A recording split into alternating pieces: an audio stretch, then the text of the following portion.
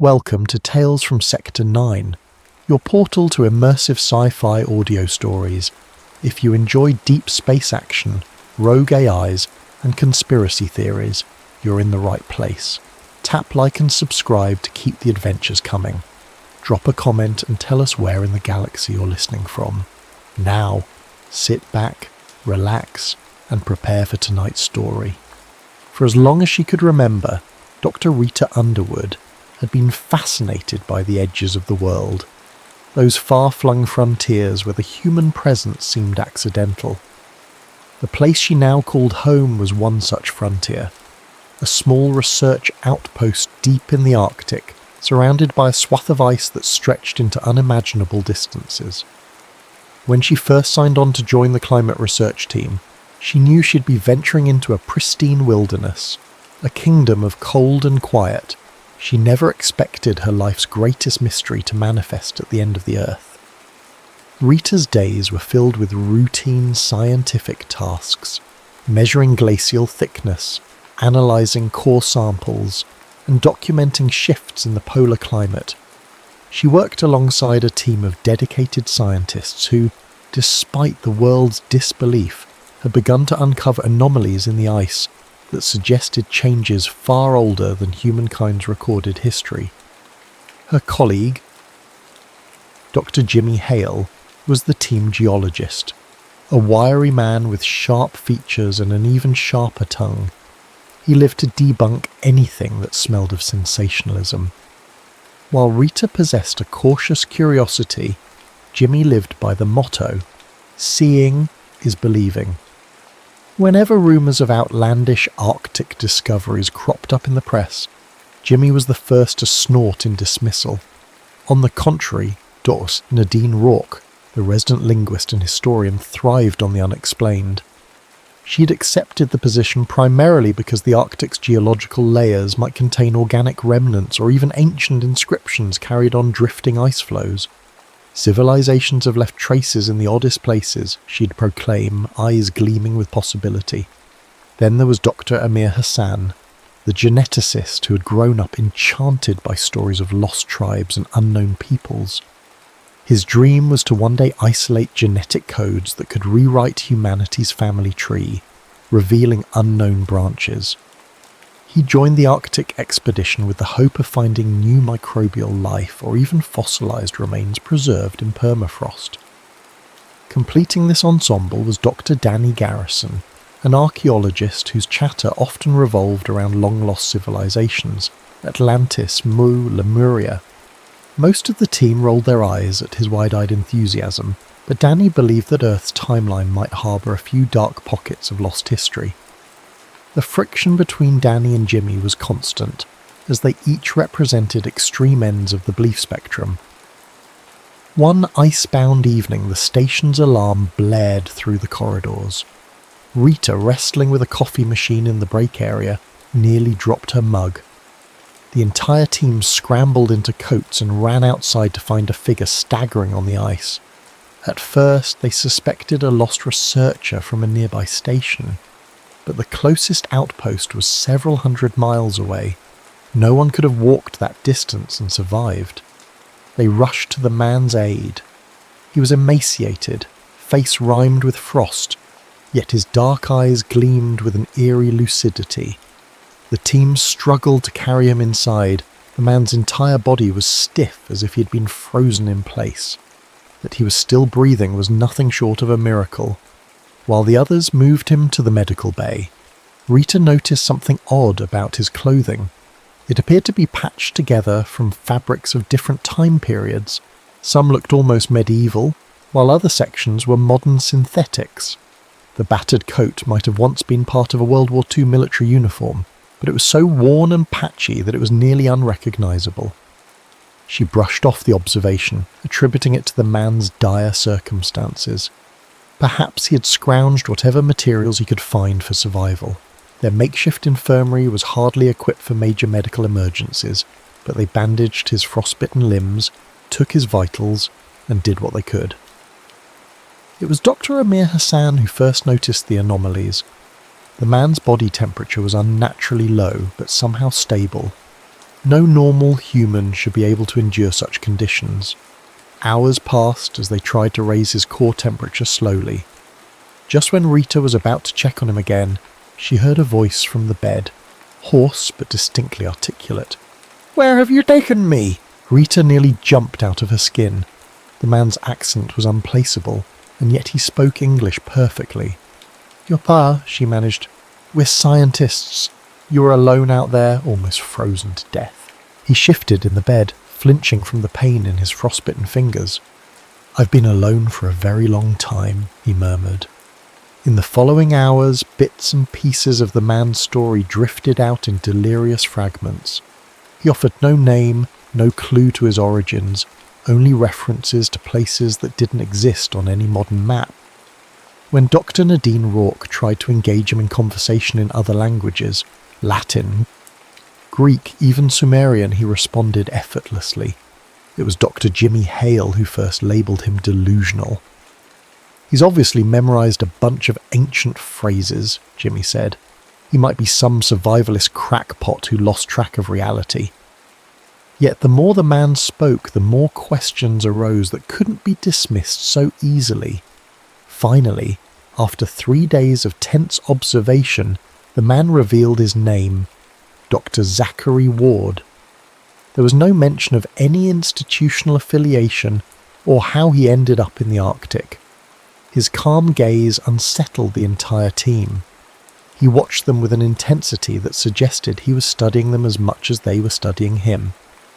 Amir performed a DNA test using the station's limited resources, fully expecting inconclusive results. But the preliminary data was beyond strange, showing markers that didn't match any known databases. Analysing the isotopes on a scrap of Ward's clothing showed age disparities spanning centuries. There was thread so old it could have come from antiquity, thread that was, ironically, sewn together with modern materials. Dr. Rita Underwood gathered her colleagues in the main lab. All eyes were on her as she announced the conflicting data. If there was a reasonable explanation, none of them could find it. "We can't jump to conclusions," Rita began, "but these findings are unprecedented." Nadine, always the most open-minded, shook her head in awe. This man, Ward, his linguistic fluency isn't just memorised phrases, he actually speaks these languages like a native. He can hold a conversation about their syntax, grammar, cultural context. He's either the best con artist ever to grace the Arctic, or there's something extraordinary going on. Jimmy refused to accept extraordinary, pacing around the table with clenched fists. He's tricking us. Maybe he's a spy, maybe it's a government thing, maybe it's some elaborate hoax. But the simplest answer is that he's lying. Rita glanced at a single monitor that displayed a live feed of Ward resting in the infirmary. Despite all logic screaming otherwise, she felt something genuine in the man's presence. "I think we need to hear him out," she said quietly. "He's been too weak to talk much, but he's recovering faster than any human should under these conditions. When he's ready, let's ask him." And so they waited. Like stargazers anticipating a rare cosmic event, they hovered anxiously, each day bringing new data that deepened the mystery. Meanwhile, in his isolation, Ward's stoic expression never faltered. It was as if he was waiting for the right moment to speak the truth that could turn their understanding of human history upside down. When Dr. Zachary Ward finally broke his silence, it wasn't with a grand proclamation, but in the form of quiet recollections. He spoke late one evening, his voice carrying an eerie calm as the howling Arctic wind outside rattled the walls. Rita, Jimmy, Nadine and Amir stood at his bedside, leaning forward to catch every syllable. "You want to know where I came from?" he began, eyes focusing on Rita. "I cannot tell you everything at once. Your minds, your sense of time are so anchored to the present. But you must believe me when I say that I've been alive far longer than any of you can fathom." Nadine pressed a cautious question. "How old are you, Ward?" A shadow of old grief passed across his features. "Old enough to have buried every friend I ever knew," he replied. old enough to have watched civilizations thrive and crumble into dust. Jimmy let out an audible scoff. Civilizations. Multiple. Right. His tone was scathing, but a hint of uncertainty wavered in his eyes. Ward continued unperturbed. Have you ever wondered if our recorded history is just one layer on top of countless others? People talk about ancient Sumer, about ancient Egypt, about lost cities like Atlantis. Few truly believe they existed, yet the stories persist. He paused for a moment as though choosing his words carefully. Before your history books begin, there was another civilization, one that flourished over 100,000 years ago. A civilization of thinkers, dreamers, scientists, and conquerors. The proof of its existence has been buried by time, by cataclysms, some natural, others perhaps less so. The silence in the room was thick. Even Jimmy the skeptic allowed Ward to speak without further interruption. Something about Ward's voice carried the weight of lived experience rather than conspiracy. Outside the infirmary, Dr. Danny Garrison listened through a partially open door, heart pounding. He'd always believed that Earth's timelines harboured hidden truths, but hearing it from the mouth of a man who claimed to be their living witness was overwhelming. Rita, noticing Danny's presence, motioned for him to come in. He stepped forward, eyes wide with excitement. If this is real, if you're not just spinning stories, then how did your people live? What kind of technology did they have? Ward's face lit with a faint smile as though recalling a long-lost wonder. Our understanding of science was different. We didn't separate physics, biology, and philosophy the way you do. Everything was part of a unified tapestry. Machines existed, some mechanical, others that might appear to you as purely spiritual. We harnessed the Earth's energies in ways your modern industries can only dream of. Our buildings were integrated with the environment. Even the concept of architecture was fluid, merging biology with engineering. We forged metals that modern metallurgists have never seen. Our knowledge of genetics was in its infancy, but still advanced enough to recognize the potential for shaping life. Nadine leaned forward enthralled. If you were so advanced, why don't we see more direct evidence? Archaeological proof? Ruins? Fossils? A ghost of sorrow flickered across Ward's eyes. You do see them, but you don't recognize them for what they are. In some places, the lines between ancient structures and geological formations blur. In others, entire land masses have sunk beneath rising seas or been consumed by desert sands. Over tens of thousands of years, the earth reclaims its surface.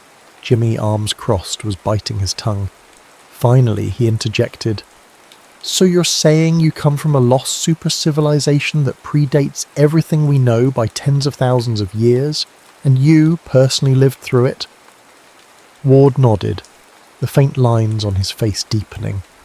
"I was a scholar, yes. I studied the knowledge of my people, recorded their achievements, and also documented their flaws. We had schisms, 2 factions primarily. One sought balance with nature, the other sought dominion over it. We understood that controlling the planet's forces was a double-edged sword, and in our hubris, we unleashed consequences that led to our downfall." A heavy quiet draped over the room again. Rita's heart hammered in her chest. As a scientist, everything about Ward's claims defied reason. Yet the emotional resonance in his words was undeniable. He spoke as one who had witnessed unimaginable glory and unspeakable tragedy. Drawing a shaky breath, Rita ventured, "And you survived. Somehow you're here to tell us this story. How?" Ward's eyes drifted to a distant place. "Survival can be a curse. I can't explain it fully, not in scientific terms you'd accept, but let's just say that certain experiments, genetic, alchemical, allowed a small fraction of us to persist beyond our normal lifespans. Some died over the centuries, but I lived on." A creeping chill slithered through Rita. Amir, the geneticist, suddenly recalled the bizarre DNA results that defied all known categories. Could it be possible that Ward's genes were altered by the very science he described? Jimmy, with a pained sigh, tried one more approach. Even if you're telling the truth, how do you expect us to believe without evidence? Ward locked eyes with him. I do have evidence, but it's not in this room. Dr. Danny Garrison inhaled sharply. Where is it? In the frozen depths of this very ice, Ward replied, voice sombre. A city lies buried there, or at least its remnants.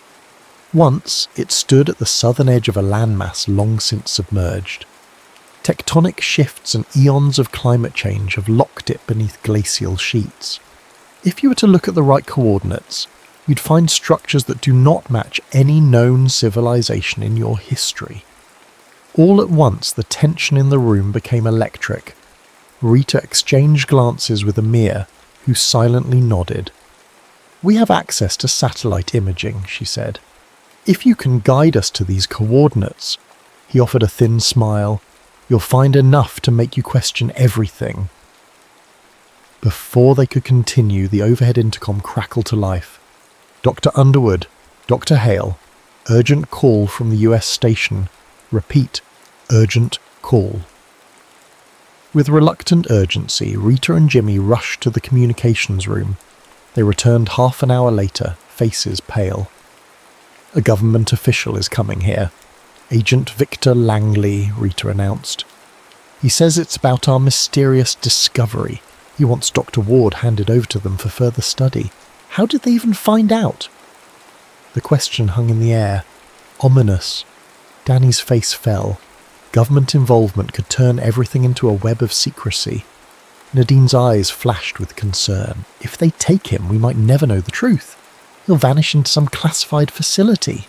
Ward pressed his lips together in a thin line, an expression of grim acceptance. I've seen this happen before.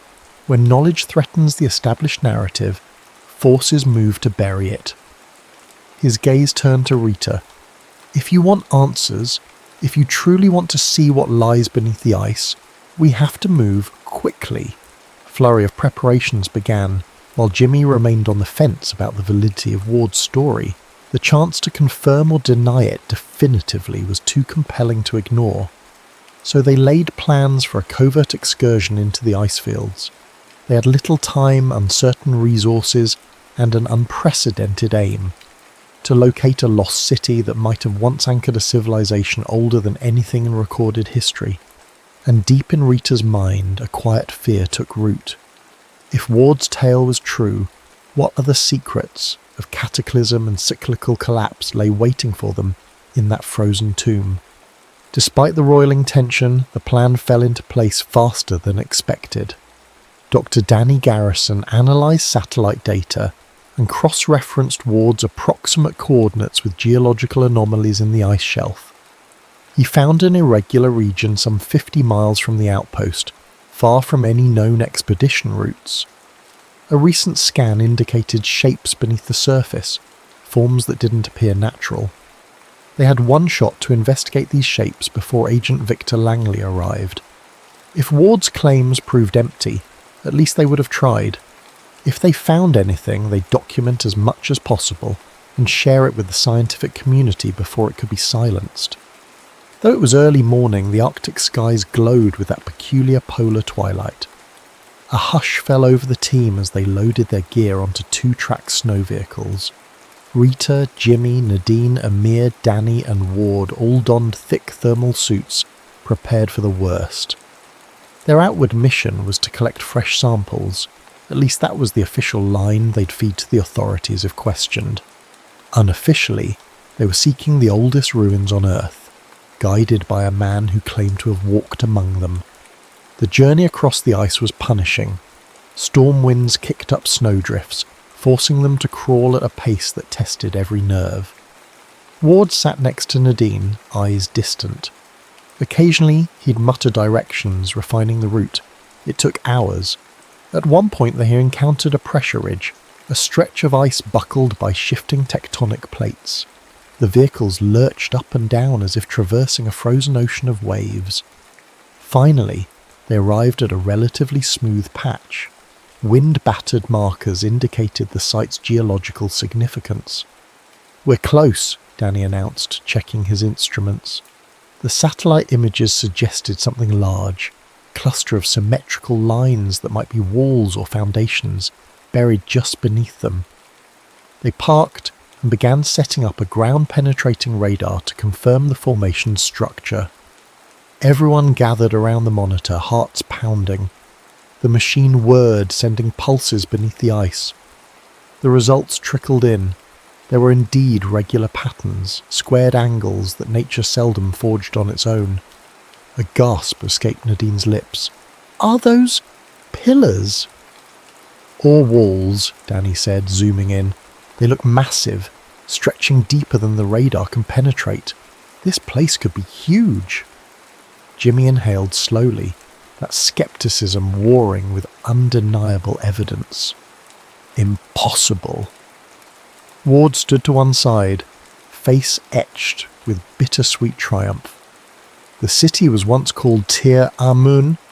Of course the name means nothing to you now, but it was a jewel of learning, a centre of rival philosophies. We built upwards and downwards. Some structures might be hundreds of feet below. As they discussed how best to proceed with further scans, Ward's voice took on a reflective tone. "We had wonders here, libraries, archives of knowledge you cannot imagine, but arrogance festered.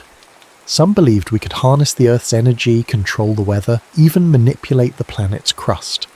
Others argued we should live in harmony with natural rhythms. It was this conflict between conquest and coexistence that laid the seeds of our downfall." Rita's hand trembled on the radar console.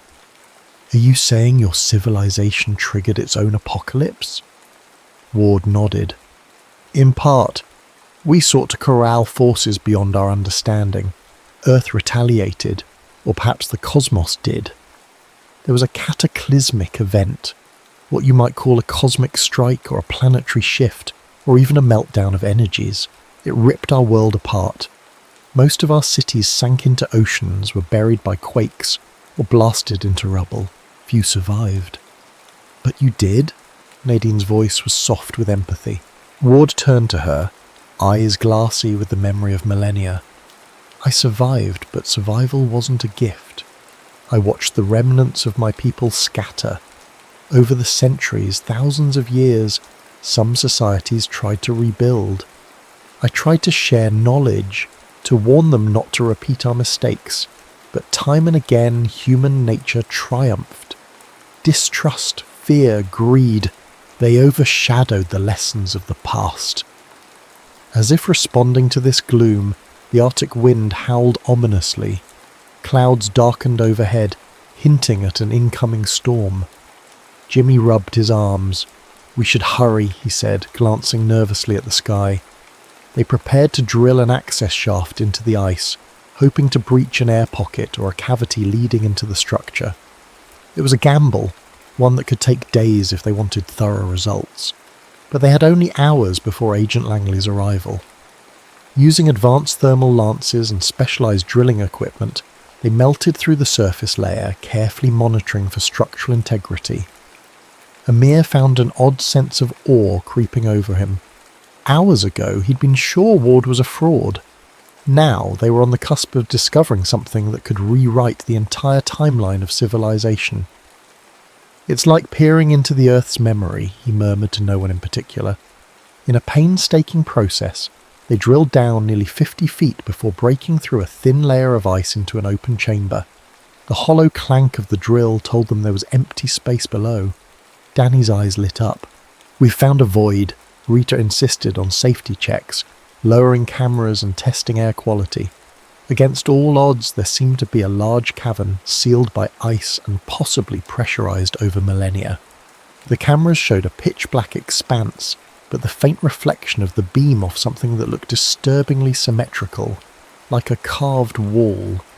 Their hearts pounded as they realized they were mere feet from a literal time capsule. While they prepared gear to descend safely, Ward offered a grave warning. Be cautious.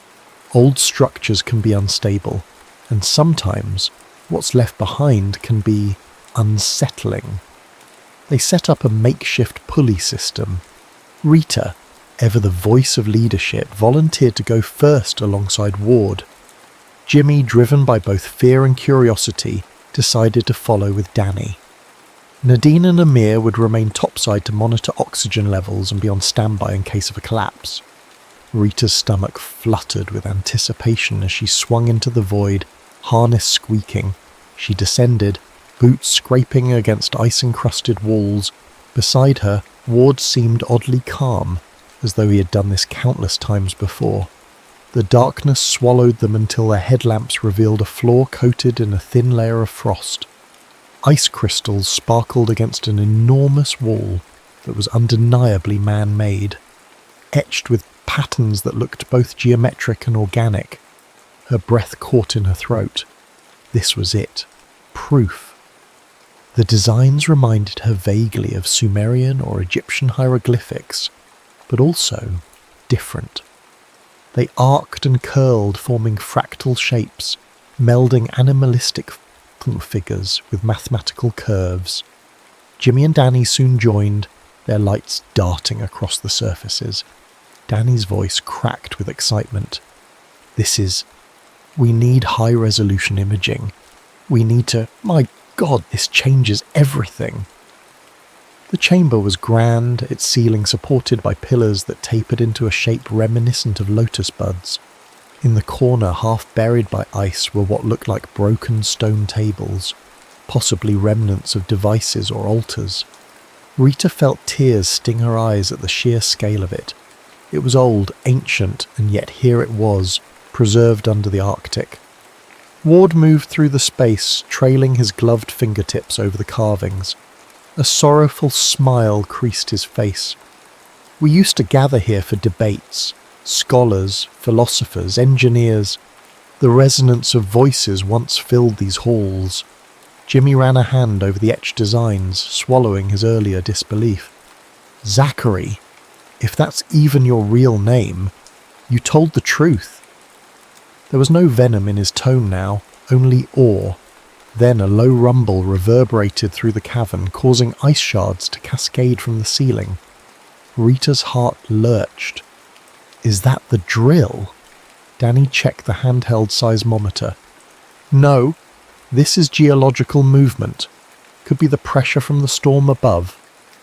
Ward's expression darkened. This place has remained stable for thousands of years. Our intrusion might be compromising it. Time was running out, and they hadn't even begun to document the site thoroughly. Rita pressed a trembling hand to her temple. She felt torn between the desire to gather proof and the duty to protect the structure from collapse. This was bigger than any single discovery. This was a revelation about humanity's lost heritage. Jimmy pointed to a corridor leading deeper into the structure. We should see if there's a main hall or something, maybe records, inscriptions. Another quake rocked the cavern, this one stronger. Ward helped steady Rita against a pillar. We have to be swift. There's something I need to show you, something that might explain the cycles of destruction better than my words ever could. In that moment, the swirling mix of excitement, dread, and urgency was almost too much for Rita to bear. She forced herself to focus. They were on the brink of unveiling a secret that had slept beneath ice and time. Whether they could retrieve that secret before it was buried again, or before Agent Langley intervened, remained to be seen. Above ground, Dr. Nadine Rourke and Dr. Amir Hassan monitored seismic readings anxiously. The wind had grown savage, whipping snow into their eyes. Amid the howling gusts, the faint sound of helicopter blades became audible. Nadine's heart sank. They're here. A black helicopter cut through the whiteout, landing with military precision near the parked snow vehicles. Agent Victor Langley emerged, tall, broad-shouldered, wearing a heavy parka. His stern face scanned the campsite with unmistakable authority. 2 armed men accompanied him. Nadine approached, brandishing a calm she didn't feel. "We're in the middle of a mission. You'll have to wait until..." Agent Langley cut her off, voice clipped. "My clearance supersedes any civil research mission here. Where is Dr. Ward?" Amir tried to intervene, stumbling over words. "He's not available right now. We're conducting..." Langley's gaze flicked to the hole in the ice, the machinery, and the data screens. Without waiting for an invitation, he marched forward, clearly intending to investigate. "You found something," he said flatly. "We received intel that you discovered a man who shouldn't exist, and now you're investigating structures that shouldn't be here." Nadine's pulse throbbed. "I don't know who your sources are, but you're interfering in a scientific..." Langley raised a hand to silence her. "You have two options: cooperate, or we shut this entire operation down." The threat was unmistakable. "Now, how do we get down there?" Amir and Nadine glanced at each other. If they refused to help, the agent might resort to force. With minimal choice, Nadine gestured to the pulley system. "They're using harnesses. The path is narrow. The ice is unstable. If you want to risk your neck, be my guest." Within minutes, Agent Langley had geared up, ensuring his men were armed. Amir's heart twisted at the idea of guns in that ancient place, but there was no way to stop them. Meanwhile, below ground, Rita, Ward, Jimmy, and Danny navigated the corridor, beams of light dancing over walls that told cryptic stories. Scenes depicted robed figures standing before a great orb, possibly the sun or Earth's core. Others showed geometric shapes that might represent scientific apparatus. Many illustrations revealed fracturing landmasses and cosmic streaks across the sky. A deeper tremor rattled the corridor. Ice cracked overhead, and chunks began to fall. "The structure's destabilizing," Danny warned. "We might not have much time." Ward pressed on determinedly. "There's a chamber ahead, the central archive. It was constructed to endure, sealed behind reinforced barriers. If anything remains, it's there." They reached a vast circular door half buried behind frost. With the help of Jimmy's crowbar and Danny's small portable drill, they pried at the edges. The door groaned open, stale air rushing out. Inside was a large, dome-shaped space ringed by ledges and recesses that once housed tablets, scrolls, or devices. Now most were shattered, decayed, or lost to time, but near the centre stood a pedestal of strange metal. Its top was shaped like a basin, and within lay an object covered in ice. Rita and Danny carefully chipped away at the frosty shell, revealing what appeared to be a thick crystalline disc, etched with swirling lines. Ward's trembling fingers traced its edges. "A record," he said. "Not paper, not stone. This was a method of storing information in crystalline lattices. If we had the right apparatus, we could decode centuries of knowledge from this disc alone. It contains the story of how we came to the brink of destruction, and, possibly, why these cycles repeat." Jimmy's mouth parted in amazement. "You mean this disc might hold data about your civilization's downfall, like some sort of advanced memory stick?" Ward nodded. "Precisely. And it might shed light on a force greater than us, something that seems to ensure no civilization grows too close to a certain threshold before being reset." At that, Rita felt a chill unrelated to the surrounding cold. "Are you implying there's a deliberate hand behind these collapses, not just natural disasters or human folly?" Ward's eyes flashed. "I'm saying I've witnessed similar patterns throughout millennia. Knowledge rising, conflict intensifying, and then a grand collapse, like an invisible caretaker pruning the branches of humanity whenever they threaten to overshadow the tree." The ground shook again, this time with a deafening crack. Dust and ice rained from the dome ceiling. A fresh wave of dread surged in Rita. "We have to get this disc out of here," she said. "We can study it back at the outpost. This place might come down on our heads any minute." Ward gently lifted the disc, as if it were an infant. "Let's go." Just as they turned to leave, footsteps echoed behind them. Headlamps bobbed in the darkness. Agent Langley and his armed men emerged, weapons half raised. "Freeze!" Langley barked, scanning the chamber. His gaze locked on Ward, then flicked to the disc in his arms. Without warning, the cavern shook violently, as if the earth itself roared in defiance. The men staggered, one soldier losing his footing. In a flash, a large chunk of ice fell from the ceiling. Ward lunged, pushing Rita aside just as the massive slab crashed to the floor, shattering. He shielded the disc, cradling it protectively. Langley barked orders at his men, but the thunderous noise drowned him out. Another quake. Jimmy and Danny pressed themselves against a wall, eyes wide with terror. "We have to get out of here!" Jimmy shouted. Langley advanced, bracing against the tremors. "Hand over that artifact," he demanded, ignoring the chaos. "This discovery belongs to the government now." Ward's face hardened. "No, this knowledge doesn't belong to any government. It belongs to humanity." Before Langley could respond, a fissure zigzagged across the chamber floor. One of his armed men screamed as he plunged into darkness, his harness snagging on protruding ice. Langley's stance shifted, torn between retrieving his subordinate and seizing the disc. Taking advantage of Langley's hesitation, Rita yelled, "Run!" The small group charged back the way they'd come, forging a path through the collapsing corridor. Langley bellowed after them, but another ceiling collapse silenced his voice in a cacophony of ice. The path they had drilled from above was partially caved in. Pressing their adrenaline to the limit, they hoisted Ward up first, passing him the disc. Rita followed, then Jimmy, then Danny. The harness creaked dangerously under the weight. At last they tumbled onto the surface, battered and breathless. Nadine and Amir rushed to them, relief mingled with terror. "Where's Agent Langley?" Nadine asked, scanning the hole. "Trapped," Jimmy replied grimly, peering down at the swirl of ice and debris. He saw no sign of movement, no sign of the men who had accompanied the agent. The moans of wind and shifting ice were the only answer. The cavern was collapsing, sealing the lost city once more. For a tense moment, they debated trying to rescue Langley. But the raging storm, the deepening chasms, and the massive tremors made a safe rescue impossible. If they descended again, they'd likely be buried too.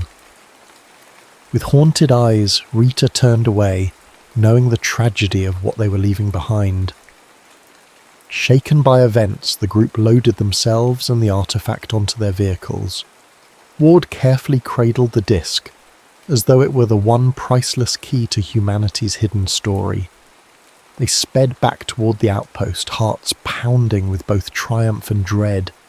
They'd uncovered tangible proof of a lost civilization, but at a cost, a man's life, and maybe even a piece of their own innocence. As they drove, the swirling snow parted momentarily, revealing a pale sky. Ward gazed at the horizon, expression unreadable. Rita watched him, a swirl of questions in her mind. Would the disc truly reveal humanity's cyclical fate? Could it help prevent another collapse? And what had really happened to Agent Langley? Was he just another casualty of knowledge that some hidden force wanted buried? Only time would tell if they had awakened something that was meant to stay asleep, or if they'd lit a path that might finally break the cycle of endless destruction. The return journey to the outpost felt like an eternity. The storm's fury made visibility almost nil, but adrenaline sustained them. By the time they arrived, exhaustion weighed on every muscle. The group hurried inside, slamming the doors against the Arctic wind. They placed the disc on a steel table in the main lab. Each face glowed with a mixture of curiosity and fatigue.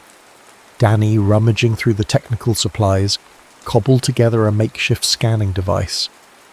They had no dedicated crystalline memory reader, but advanced imaging and laser spectroscopy might yield partial data. Rita pressed her ear to the door. The research station felt different, suffused with tension and the knowledge that real danger lurked behind them.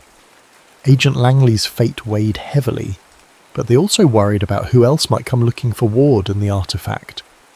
Government protocols rarely let matters like this rest. As they worked on scanning the disk, Ward leaned against a wall, face drawn. He appeared older, as though the day's trials had chipped away at whatever longevity he possessed. Nadine approached, voice gentle. "I'm sorry about what happened down there. Are you going to be all right?" He exhaled shakily. "I've seen more tragedy than I care to remember. It never gets easier." Nadine hesitated before asking, "So you've never tried to intervene before? Never tried to prevent these cycles of destruction?" Ward shook his head. "A handful of times I tried to share knowledge, but humankind tends to devour or distort truth. Either it's weaponized or it's dismissed. In some eras, I found fleeting acceptance, but always overshadowed by ignorance or corruption. So I learned to wait on the sidelines." She studied him. "Then why reveal yourself now?" Ward's gaze flicked to Rita, who was busy helping Danny calibrate the lasers. "'Cause something feels different this time. Technology has advanced quickly, but so has the potential for cataclysm. Nuclear war, climate collapse, genetic manipulation. We're near a tipping point. I wanted to see if this generation could finally break the cycle." A beep interrupted them. The scanner had produced partial readings from the crystal disk. Strange waveforms danced on the computer screen, data in an unknown format. Amir's brow furrowed. "It's not in any modern code. We might have to create a custom algorithm to decode it." Their excitement soared. Even if it took months, this disk might prove everything Ward said. They just had to survive the political and bureaucratic tempest that would inevitably follow. "We'll distribute the findings globally so no one can suppress it," Rita declared. Ward offered a weary nod. That would be wise. Hours turned into the early morning. Some dozed, others took turns analysing the data. In snatches of the decoded segments, they saw references to cataclysmic events, star patterns, and ominous references to the Watchers. A phrase repeated often: "When the threshold is reached, the balance must be restored." Rita's heart pounded each time she read those words, imagining a cosmic caretaker stepping in to reset humanity whenever it strayed too far. Exhausted, the team decided to rest briefly, promising to resume their decryption at dawn. Ward, however, did not rest. He stood by a window overlooking the frozen wasteland, watchful. In that moment, he looked truly ancient, burdened by centuries of sorrow. Just before dawn, the outpost's alarms shrieked again. Rita jolted upright from a light sleep, heart hammering. She dashed to the control room to find Ward standing tense, scanning the monitors. Outside, a group of men on snowmobiles approached, an even more significant force than Langley's, possibly a military unit. Nadine cursed under her breath. They must have tracked Langley's mission. They'll be looking for him. They'll want to know what happened. They'll want Ward. Jimmy rubbed the back of his neck. I bet they want that disc too. Panic threatened to consume them. "We have to go," Ward said suddenly. "If they take that disc, it disappears forever, and so does everything we've done." Amir gathered the data files they'd managed to decode, while Nadine pulled out an external hard drive. Danny hurried to stash the physical disc into a protective case. Rita looked around at the modest facility that had been their home. She knew once they left there might be no returning. Slinging on their gear, they readied a snow vehicle. The plan was to slip away on a route hidden by the terrain, perhaps to a safer location or an airfield where they could vanish from official radar. The approaching men, however, reached the main entrance faster than expected. One of them, presumably the leader, held a megaphone and demanded they open up. Ward met Rita's eyes, silent understanding passing between them. "I'll delay them," he said. "You take the artifact and the data. Get far away from here. Let the truth out if you can." Rita started to protest, But Ward shook his head firmly. If you truly believe humanity deserves another chance, go. The knowledge is bigger than me. Emotions tore at Rita's heart. She wanted to argue, but deep down she sensed that Ward had made his choice. He was a relic from another age, and maybe his destiny was to remain the sacrifice that allowed this truth to escape into the world. With no time to waste, they gathered the gear. Nadine gave Ward a lingering look, tears brimming. Thank you for trusting us. I promise we'll do our best. He offered a tight smile, lines of infinite sadness creasing his face. I've walked across the centuries waiting for someone to do what I could not. Jimmy and Danny, once staunch skeptics, now wore grim expressions of respect. They clasped Ward's hand in silent gratitude. Amir, his eyes shadowed with regret, offered a final nod.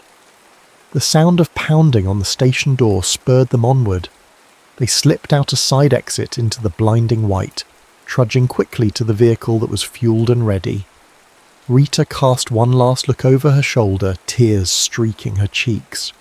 Through a window she saw Ward standing calmly as the door was forced open. Armed men flooded inside. Then she revved the engine. The snow vehicle surged away, disappearing over a ridge. They had no plan but forward. Back inside the outpost, Ward faced the intruders. They barked demands, brandishing weapons. Ward stood with hands raised, offering no resistance. I won't fight you, he murmured. One of the soldiers stepped forward, raising a rifle, but the officer in charge gestured for him to stand down. Where is Dr. Underwood? The disc, the officer growled. Ward simply gazed at them with an exhausted calm. Gone, he said. His voice carried an unspoken finality. In that instant, the outraged men seized him. For all they knew, he was just a strange man with secrets to spill. They had no idea he possessed lifetimes of knowledge locked behind centuries of sorrow. Outside, the morning sky turned from pale grey to a gentle rose. Rita's snow vehicle sped over the horizon. She clutched the small container that held the disc, as though it were an ark of memory.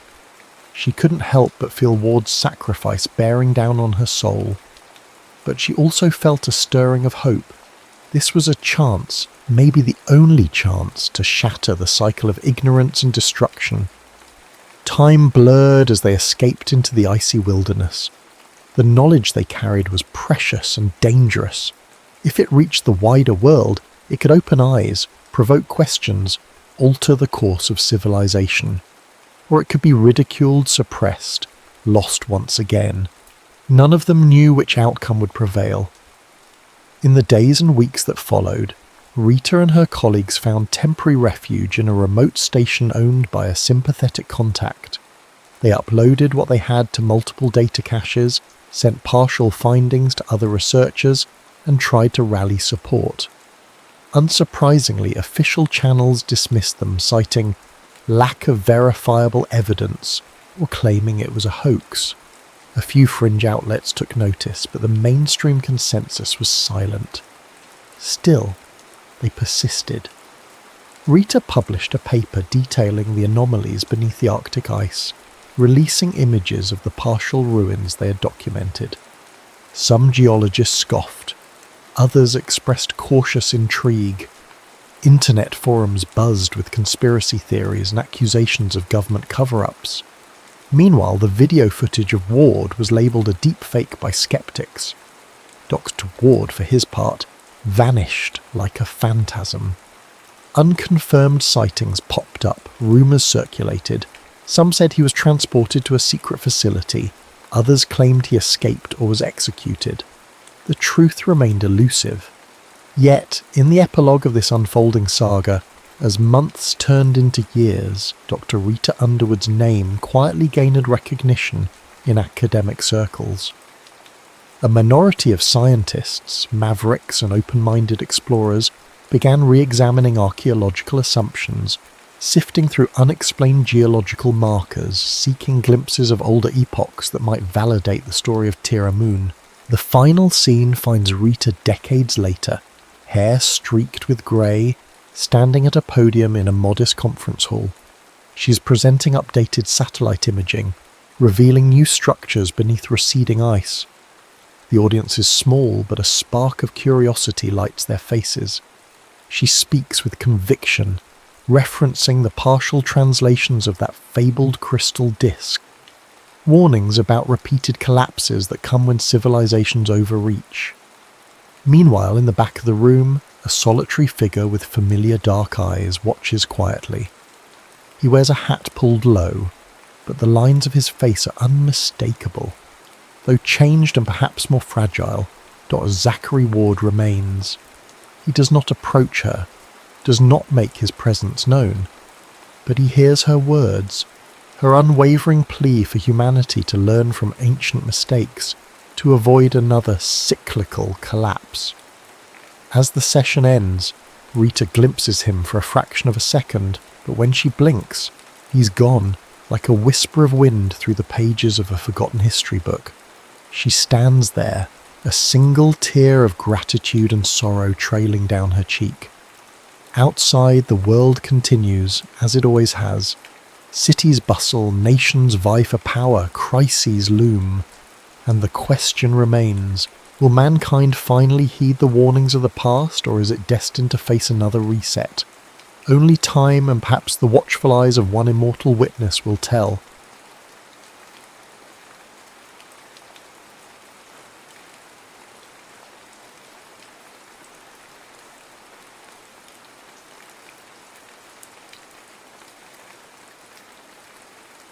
The First Solari, the acrid scent of ozone and shattered permacrete, was the first layer of 7-year-old Kira's world.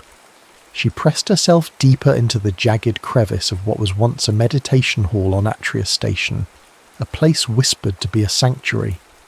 Now, it was a tomb under siege. The rhythmic, menacing thud of magnetic boots on the plasteel deck plating vibrated through her small bones. Imperial forces, clinical and brutal. Their crimson helmet lenses like the eyes of predatory insects swept across the ruins.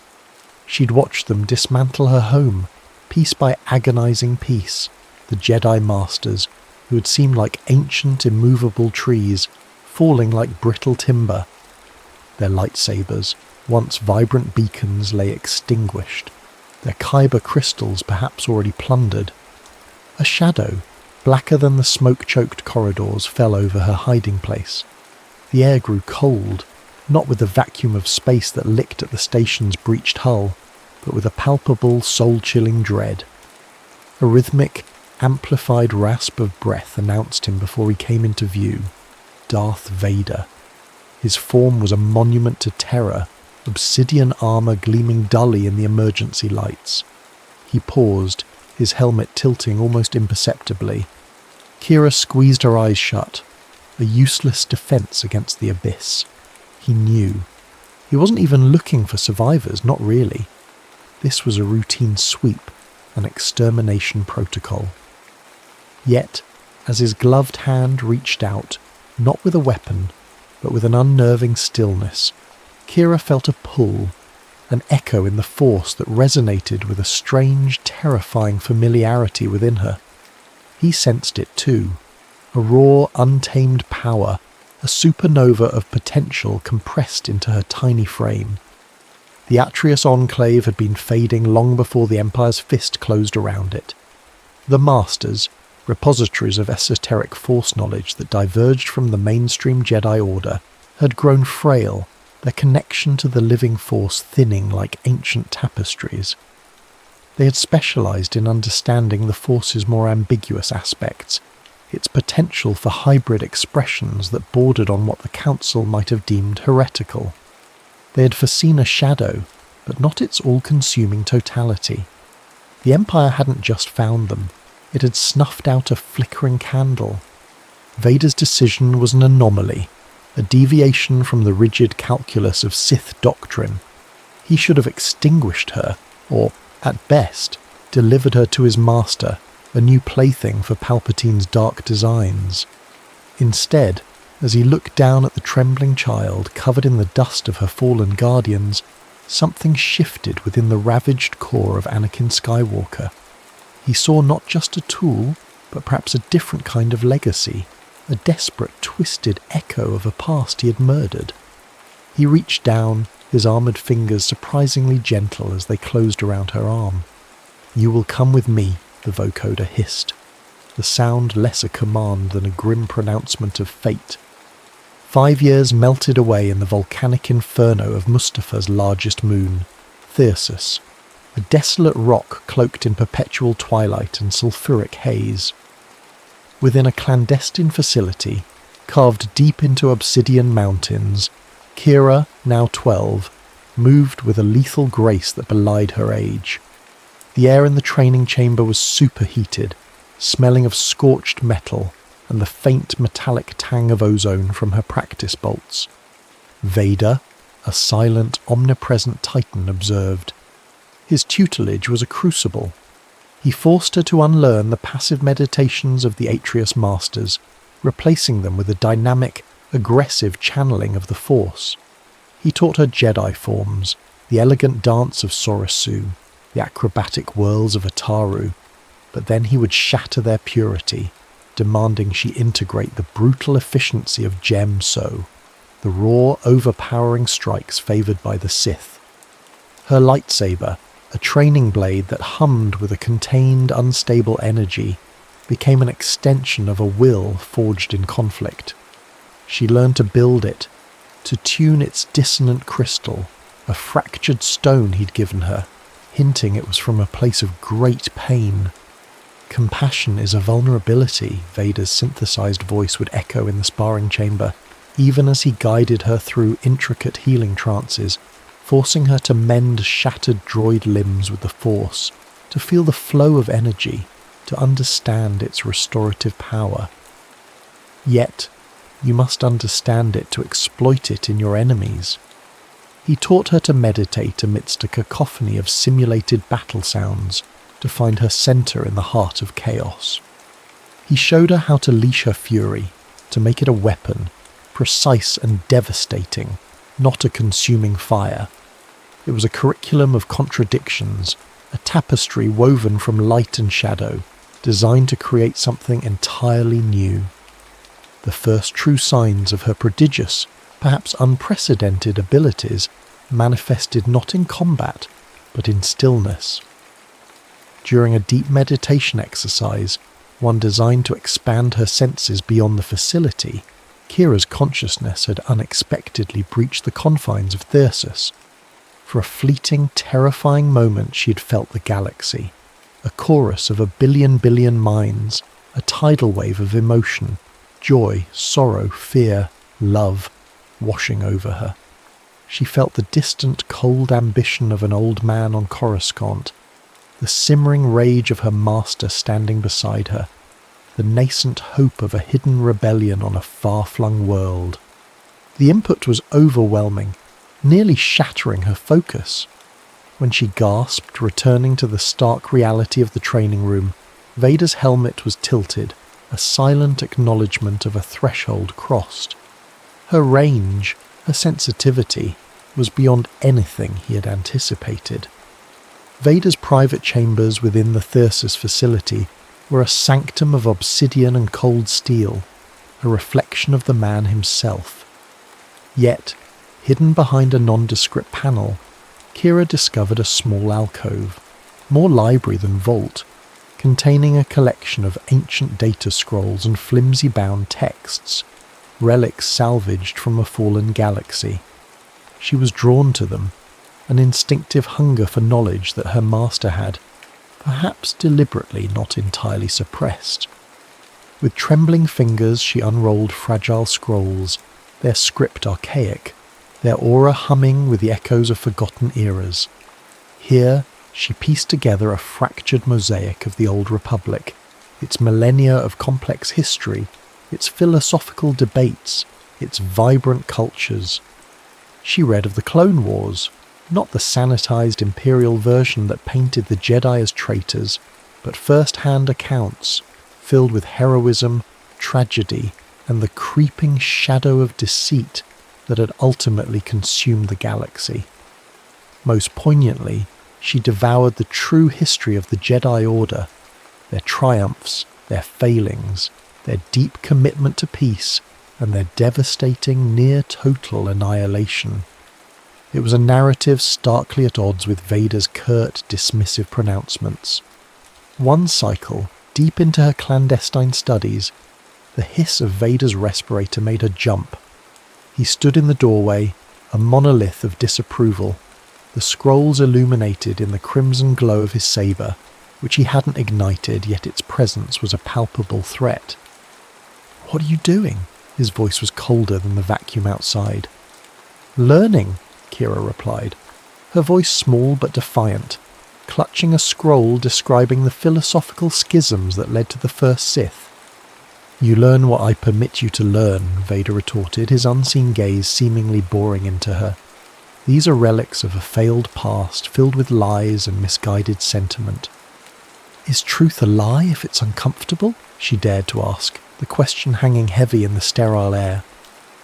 This was their first significant conflict, a crack in the carefully constructed reality he had built around her. He didn't punish her physically, but the ensuing debates were intense, Vader dissecting the Jedi's failures with surgical precision, Kira, armed with newfound knowledge, challenging his interpretations. It was during this period of intellectual sparring that Commander Thane was introduced into her cloistered world. Thane was a rarity in the Imperial hierarchy, sharp, impeccably discreet, and possessing an unnerving ability to navigate Vader's volatile moods. He was the Sith Lord's designated liaison for the Thyrsus Project, a man who brought supplies, obscure technological components, and, Kira suspected, relayed carefully filtered reports to unseen masters. Thane's visits were infrequent, his presence always stiff and formal, yet his observant, intelligent eyes seemed to register everything, including Kira's growing intellectual curiosity and her unique bond with Vader. He was a conduit to the outside galaxy, a galaxy Kira was beginning to understand was far more complex than she'd been led to believe. By 16, Kira was a paradox of deadly grace and burgeoning power. Her abilities had begun to manifest in ways that defied the neat categorizations of Jedi or Sith dogma. During a particularly brutal sparring session with combat droids programmed with advanced algorithms, a stray blaster bolt had struck her arm, searing through her training tunic. Instinctively, she reached out with the Force, not just to dull the pain, but to mend. A faint golden light enveloped her wound, and the flesh began to knit with astonishing speed. Simultaneously, a surge of unexpected fury at the droid's relentless assault caused crackling blue force lightning, a power Vader had only just begun to introduce her to erupt from her other hand, reducing the machine to molten slag. Healing and destruction unleashed in the same breath. Vader, observing from his customary position in the shadows, remained silent, but Kira felt a flicker of something akin to awe, quickly suppressed, emanate from him. The incident amplified the questions that had been simmering within her for years. "Who were my parents?" she asked Vader one cycle, after a meditation session, where fragments of unfamiliar faces and alien landscapes had haunted her. "Why was I on Atreus Station? What is the Empire truly beyond the propaganda you feed me?"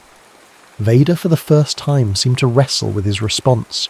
He paced the obsidian floor, the rhythmic rasp of his respirator the only sound. Finally, he offered her carefully curated fragments of truth, laced with manipulation. "The Jedi Order was corrupt and crumbling," he stated, his voice devoid of inflection. "Your parents were members of that order. They, like the others at Atreus, were too weak to protect you, too blinded by their dogma to see the galaxy changing. They abandoned you to your fate. The Empire, I saved you. I offered you strength, purpose." He gave her no names, no specifics, just enough to feed her sense of abandonment by the Jedi and foster a twisted gratitude towards him and, by extension, the Empire. It was a potent narrative, and for a time, it held. Her first genuine mission off Thyrsus was presented as a test of this loyalty. She was to infiltrate a smuggler's den on the lawless moon of Nar Shaddaa, a neon-scarred den of pirates and spice runners. Her objective: retrieve a stolen Imperial datapad containing sensitive schematics for a new hyperdrive inhibitor. Vader provided her with civilian attire, a modified blaster, and minimal intelligence. Use your training, improvise, do not fail. Nar Shaddaa was a sensory overload, a chaotic symphony of alien languages, garish holograms, and the pervasive stench of unrefined fuel and exotic spices. Kira, accustomed to the sterile silence of Thyrsus or the muted grandeur of Vader's fortress, found it both repulsive and strangely exhilarating. She moved through the thronged alleyways like a wraith, her heightened senses sifting through the noise, her hybrid combat skills allowing her to neutralize threats with an almost casual efficiency that unsettled even the hardened denizens of the smuggler's moon. The mission was a success, the datapad retrieved with cold precision. But the experience, the brief immersion in a wider, messier galaxy, planted new seeds of doubt and a yearning for something beyond the shadows of Mustafar. Across the galaxy, within the obsidian spires of the Imperial Palace on Coruscant, Emperor Palpatine felt a tremor in the Force. It was not the familiar chaotic surge of a nascent Jedi, or the clumsy ambition of a dark side acolyte. This was something different, a powerful, controlled presence that resonated with an unusual harmony of light and shadow, yet it was infuriatingly elusive, hidden from his otherwise near-omniscient gaze. It was like a new star igniting in a well-mapped constellation, unexpected and potentially disruptive. He summoned Darth Vader. The towering Sith Lord knelt before the Emperor's throne, the vast chamber amplifying Palpatine's withered rasp. "There is a vergence in the Force, Lord Vader," Palpatine began, his yellow eyes gleaming with malevolent curiosity. "A nexus of power I cannot precisely locate, yet its ripples are distinct. Have you encountered any unusual Force signatures in your excursions?" Vader remained kneeling, his helmet obscuring any reaction. "The galaxy is vast, Master. Remnants of the Jedi still flicker and die in the outer systems. Perhaps it is one of them, flaring brightly before its end." His response was measured, designed to deflect. He knew, with a certainty that chilled even his own ravaged core, that Palpatine was sensing Kira. Her growth had become too profound to remain entirely cloaked. "Perhaps," Palpatine mused, unconvinced, "but this feels cultivated, stronger. Continue your sweeps. Report any anomalies, no matter how insignificant they may seem. Such power, if left untended, could become a threat. Or," his lips twisted into a predatory smile, "a most valuable asset properly guided." The Emperor's dismissal was a cold command. Vader knew his time was running out. Palpatine's suspicion, once aroused, was a relentless force. He had managed to shield Kira for over a decade, a secret kept even from his own master, a feat in itself. But her burgeoning power was a beacon. Unbeknownst to either Sith, Kira, back on Thyrsus, was experimenting with the long-range emotional sensing she had first stumbled upon years ago. She'd been attempting to reach out, to touch the distant stars, when a sliver of the psychic tension between Vader and Palpatine had brushed against her consciousness. It was fragmented, distorted by distance and the powerful shielding around the Emperor, but she caught the chilling undercurrent, a powerful presence, hidden, threat, asset. The words echoed in her mind, coalescing into a terrifying realization. She wasn't just Vader's apprentice, she was his secret. A secret the most powerful being in the galaxy was beginning to sniff out. The sterile safety of Thyrsus suddenly felt like a beautifully crafted cage, its door slowly creaking open to reveal the wolves outside. The air in Vader's private meditation chamber on Thyrsus was thick with an unspoken dread. The usual sterile coldness felt amplified, the shadows deeper. Kira stood before her master, no longer a child but a young woman forged in a unique fire, her force signature a complex symphony of carefully controlled energies. The Emperor suspects, Vader stated, his vocoder betraying no emotion, yet Kira, attuned to his presence for over a decade, felt the subtle undercurrent of grim urgency. He senses your power. He will not rest until he finds its source. Kira's heart, usually steeled by years of brutal training, hammered against her ribs. He will try to destroy me? Or worse, Vader rumbled, attempt to break you, to twist you into another of his mindless weapons. He cannot abide a power he does not control, especially one that blends the disciplines he has worked so hard to keep separate. Then came the pronouncement, the true purpose of this chilling revelation. There is a way, Vader continued, his gaze, though hidden, piercing. A rebel cell, operating with surprising effectiveness in the mid-rim, has acquired a device of ancient origin. They call it the Void Resonator. Our intelligence suggests it is a weapon capable of disrupting, even permanently severing, an individual's connection to the Force. Kira recoiled internally. Such a weapon was an abomination, a threat to every living being touched by the Force, regardless of allegiance. The Emperor is aware of its existence, though not its precise location. He seeks it for obvious reasons. If he acquires it before we do, he could use it to neutralize any potential rival, including you. Vader paused, letting the implication sink in. You will retrieve this device. You will bring it to me. This mission, if successful, will serve two purposes. It will place a powerful tool in our hands, one that could be instrumental in reshaping the galaxy. And, he added, a subtle shift in his tone, it will prove your loyalty, your strength, beyond any doubt. It may even convince the Emperor that your unique development is an asset to be cultivated under my direct supervision, rather than a threat to be extinguished. Kira absorbed his words. The logic was cold, calculating, yet it offered a sliver of hope, a path forward. Her freedom, her very survival, seemed to hinge on this single, perilous assignment.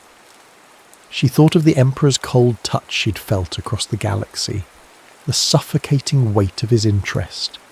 She thought of Vader, her jailer, her mentor, the only constant in her fragmented life. If this was the price of securing her existence, of perhaps one day understanding her place in this vast, hostile galaxy, she would pay it. I accept the mission, Kira said, her voice steady, betraying none of the turmoil within. She would prove her loyalty. She would secure her future, or so she believed. The journey to the Syria system was undertaken in a nondescript, heavily modified light freighter, stripped of any imperial markings and equipped with sophisticated sensor-baffling technology. Vader had provided Kira with a new identity.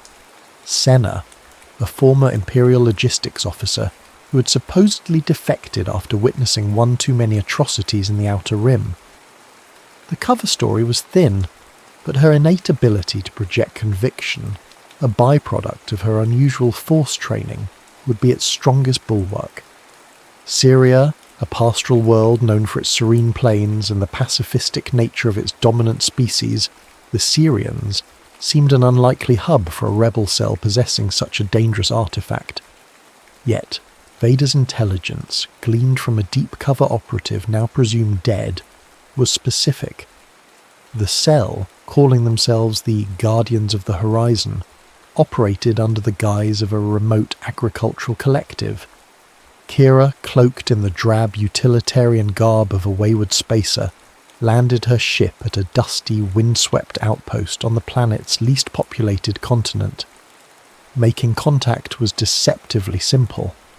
A coded phrase, whispered in a dimly lit cantina frequented by off-world traders and disillusioned locals, led to a tense, blindfolded journey in the back of a repulsor lift truck. When the blindfold was finally removed, she found herself in a hidden warren of tunnels beneath a sprawling grain silo. The air hummed with quiet efficiency, a stark contrast to the brutal order of Imperial installations. Before her stood Captain Zara Tate, a woman whose weathered face and piercing blue eyes spoke of countless battles and unwavering resolve. Beside her, a young, dark-haired man with an easy smile and intense, intelligent eyes watched Kira with open curiosity. This was Davin, a former Corellian senator's son, now a key strategist for the Cell. "Senna," Captain Tate said, her voice raspy but firm. "We heard you were looking for a way to hit the Empire where it hurts. We can offer that, but trust is earned here." Kira, or rather Senna, played her part, recounting her fabricated disillusionment with Imperial cruelty. She spoke of wanting to make a difference, to fight for a galaxy free from tyranny. The words felt alien in her mouth, echoes of the forbidden Jedi scrolls she had once devoured. The rebels listened, their expressions a mixture of sympathy and caution. Kira found their earnestness, their unshielded hope profoundly unsettling. Her training had prepared her for duplicity, for violence, for the cold calculus of power.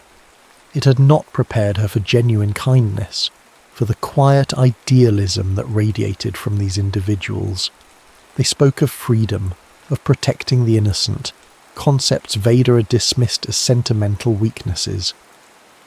As she navigated their questions, weaving her carefully constructed lies, a strange dissonance began to build within her. The enemy, it seemed, had a human face, and it was looking at her with an unnerving degree of warmth. Days bled into weeks. Kira, as Senna, integrated herself into the fabric of the horizon's edge, the name the rebels had given their hidden sanctuary and their primary starship, a battered but beloved Corellian corvette. She participated in supply runs, helped maintain their aging equipment, and listened. She listened to stories of Imperial oppression, worlds strip-mined into desolation, families torn apart by stormtrooper raids, cultures systematically erased. These weren't abstract political grievances. They were raw, personal wounds, recounted with a quiet sorrow that resonated far more deeply than any of Vader's pronouncements on galactic order. She found herself drawn to Davin. His idealism wasn't naive. It was tempered by loss and a fierce intellect. He had abandoned a life of privilege on Corellia after Imperial forces had brutally suppressed a peaceful protest his father had supported, leading to his family's ruin. He saw the rebellion not just as a military campaign, but as a fight for the soul of the galaxy. He would spend hours discussing philosophy, history, the ethics of their struggle, often inviting Senna to share her perspectives. Kira, relying on the forbidden knowledge gleaned from Vader's scrolls, found herself engaging in debates that mirrored those she'd had with her master, but from an entirely different vantage point. "Power without empathy is tyranny, Senna," Davin said one evening, as they watched Syria's twin moons rise over the plains. "The Empire has forgotten that, if they ever knew it. We fight so that one day, no one has to choose between safety and their conscience." His words, and the open camaraderie of the crew, chipped away at the armour around Kira's heart. Captain Tate, initially wary, began to treat her with a gruff affection, recognising her skills and her quiet intensity. A young Twi'lek pilot named Lyra shared stories of her homeworld's exploitation, her laughter infectious despite the hardship she'd endured. These were not the faceless rebels Vader had described, not the chaotic anarchists of Imperial propaganda. They were people, driven by conviction, by love, by a desperate hope for something better. The internal conflict was a raging storm. Her mission, her loyalty to Vader, the ingrained lessons of survival, all screamed at her to remain detached, to exploit their trust. Yet, every act of kindness, every shared story, every glimpse of their unwavering courage made the thought of betraying them more abhorrent. She was an assassin cloaked in the guise of a refugee, a Sith-trained operative masquerading as a freedom fighter. It was Davin who, unknowingly, delivered the most potent blow to her resolve. He spoke of the Void Resonator, his voice hushed with a mixture of awe and fear. "It's a terrible power, Senna. We only acquired it as a last resort. Our scholars believe it was an ancient weapon, perhaps from the time of the first conflicts between the Jedi and those who fell to darkness. We would only ever consider using it against the Sith, against beings like Vader or the Emperor, if all other hope was lost. To sever their connection to the darkness that fuels them, it's a desperate measure, but some believe it's the only way to truly stop them without becoming monsters ourselves." His words hit Kira with the force of a physical blow. The weapon she was sent to steal, the device Vader coveted, was intended by these rebels not as a tool of indiscriminate destruction, but as a targeted defense against the very forces that had shaped her. The neat lines of her mission, of good and evil as defined by her master, blurred into an agonizing shade of grey. Driven by a gnawing unease and the need to understand the full scope of her situation, Kira used her access within the rebel cell to delve into their secure databanks. Her official pretext was researching Imperial fleet movements, a task Davin had readily assigned her, trusting her supposed past as an Imperial logistics officer. Her true objective was far more personal. She searched for any mention of Atreus Station, the name a ghost from her earliest, most terrifying memories. The rebel network, though less sophisticated than the Empire's, was surprisingly extensive, drawing on fragmented records, Jedi archives smuggled out during the Purge, and first-hand accounts from survivors. After days of sifting through encrypted files and cross-referencing obscure historical logs, she found it. A heavily corrupted data packet tagged with multiple security warnings, titled simply Atreus Special Protection Protocol. Her blood ran cold.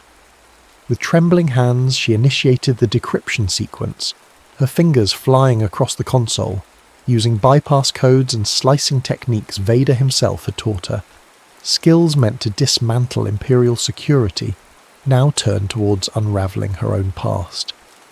The files were fragmented, damaged by time and conflict, but what she pieced together painted a devastating picture. Atreus Station wasn't just a fading enclave, it was a dedicated sanctuary, specifically designed to shield and nurture children with unique force potentials. Children like her, whose abilities didn't fit neatly into traditional Jedi or Sith paradigms. The Masters there had been tasked with protecting these younglings, guiding their development, and crucially hiding them from the rising darkness they had foreseen. Her parents hadn't abandoned her. They had entrusted her to these guardians. Then she found the names: Jedi Master Leora Vel and Knight Kaelin Atreus, her parents, prominent members of this specialized Jedi sect, both renowned for their unorthodox understanding of the Force and their unwavering commitment to protecting its diverse expressions. And beneath their names, a final, chilling entry: Casualties, Atreus Perimeter Defense, Last Stand, Against, Skywalker. The name hit her with the force of a physical concussion. Skywalker. Anakin Skywalker, the hero with no fear, the Jedi prodigy who had fallen, who had become Darth Vader. The truth, stark and undeniable, crashed down upon her. Vader hadn't saved her. He had orphaned her. He had slaughtered her protectors, her parents' allies, possibly her parents themselves. The man who had raised her, trained her, who had become the central pillar of her existence, was the architect of her deepest trauma. He hadn't taken her as an act of mercy or even pragmatic asset acquisition. He had taken her, she now suspected with a chilling certainty, as a twisted form of redemption. a perverse attempt to replace what he had destroyed, to mould a new creation in his own image from the ashes of his past sins. The scrolls she'd read, the history she'd consumed, now felt like a cruel, elaborate lie by omission. Vader hadn't just hidden the truth. He was the truth she'd been seeking in its most horrifying form. The revelation of Vader's ultimate betrayal was a seismic shock, threatening to shatter Kira's carefully constructed psyche. Yet, years of brutal conditioning, of learning to compartmentalize emotion and focus on the objective, held her together. The mission, the void resonator. It was still the immediate imperative, though its purpose in her mind had twisted into something far more complex than loyalty or survival. Perhaps, she thought with a cold fury, it could be a tool against him. Despite the turmoil, or perhaps because of it, she moved with chilling precision. Her plan to acquire the resonator was a masterpiece of infiltration, drawing on every facet of her hybrid training. The device was kept in the most secure part of the horizon's edge, a vault protected by both advanced technological safeguards, laser grids, pressure sensors, sonic dampeners, and, more uniquely, force-sensitive resonance locks designed by Syrian artisans, keyed to specific emotional signatures of peace and tranquility, a defense against brute force or dark side intrusion. Kira, the perfect synthesis of Jedi subtlety and Sith ruthlessness, was uniquely equipped to bypass both. She moved through the ventilation shafts like a phantom, her force-enhanced senses mapping every patrol route, every electronic pulse. She used Jedi meditative techniques to calm her heart rate, to project an aura of serenity that fooled the biological scanners and the outer layers of the force-sensitive locks. Then, with a burst of focused, controlled aggression, a technique Vader had drilled into her for overriding obstinate mechanisms, she overloaded the internal circuitry of the tech-based defences. The vault door hissed open. The void resonator pulsed with a soft internal light, its alien geometry both beautiful and unsettling. It was smaller than she expected, a multifaceted crystalline artifact suspended in a stasis field.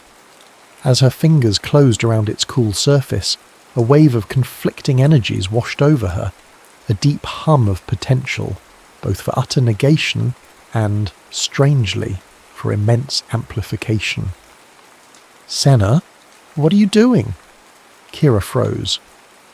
Davin stood in the vault doorway, his face a mask of disbelief and dawning horror. He held a datapad, likely containing the very Atreus files she had accessed. His eyes, usually so warm, were now filled with a pain that lanced through Kira's own shattered composure. He knew. Or at least, he knew she was not who she claimed to be. There was no time for explanation, no room for the burgeoning empathy she felt for him. Her training took over.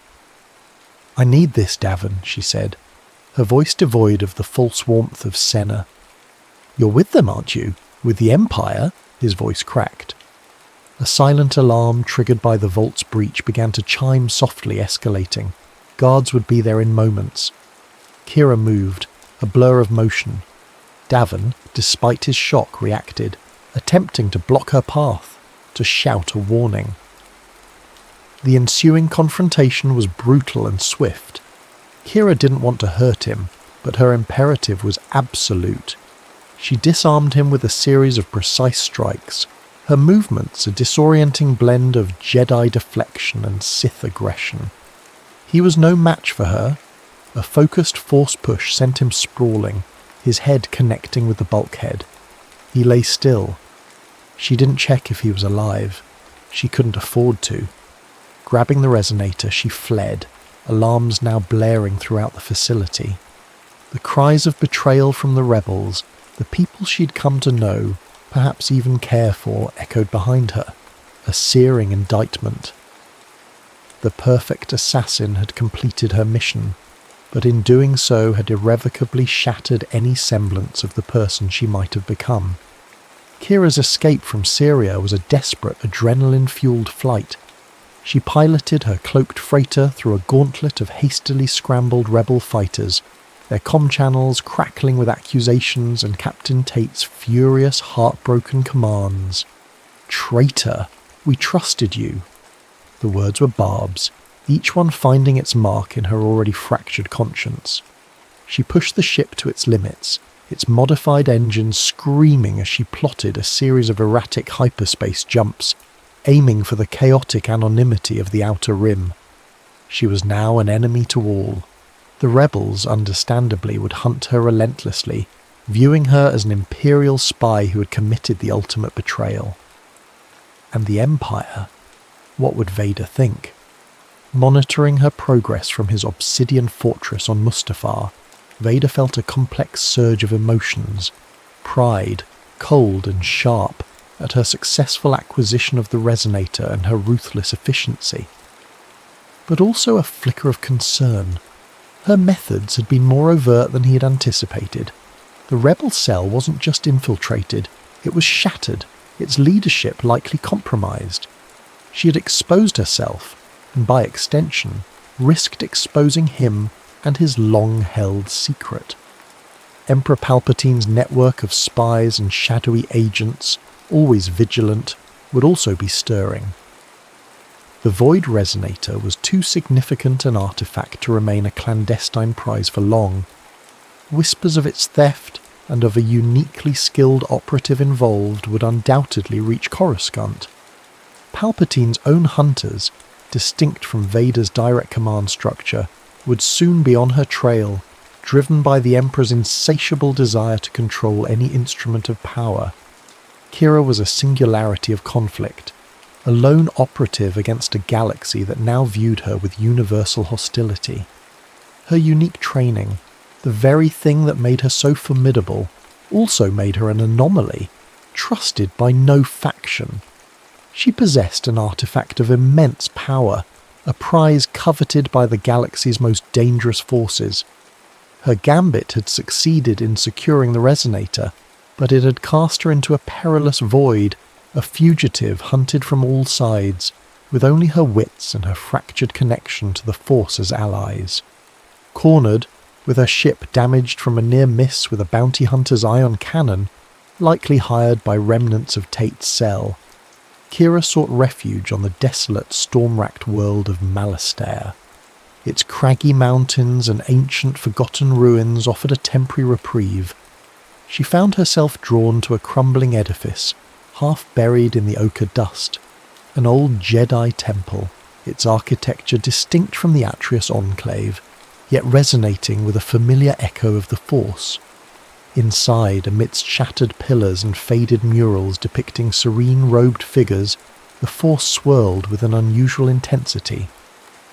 As Kira sat in what might have once been a meditation chamber, the Void Resonator resting beside her, the temple seemed to awaken.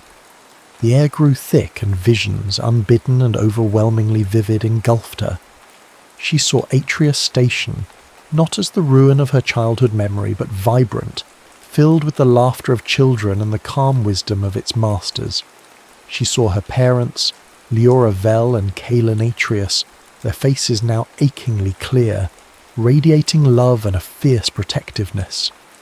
And then, the vision shifted.